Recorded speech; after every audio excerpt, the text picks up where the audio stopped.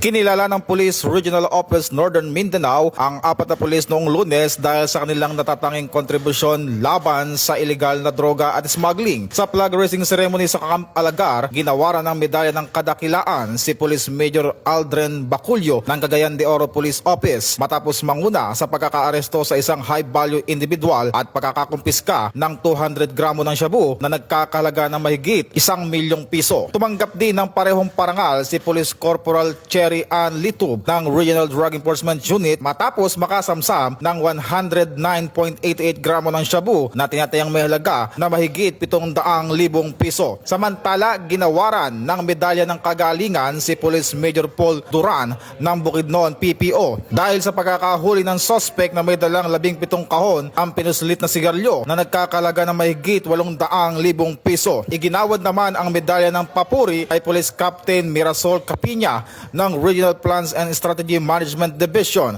para sa kanyang makataong serbisyo at pagbibigay inspirasyon sa komunidad. Ayon sa Police Regional Office 10, mula Enero 9 hanggang 15, umabot sa mahigit 10 milyon ang nakumpiskang kontrabando at 193 katao ang naaresto. Tiniyak ni Police Brigadier General Christopher Abrahano na magpapatuloy ang pinaigting na operasyon upang matiyak ang kaligtasan ng mamamayan sa Northern Mindanao.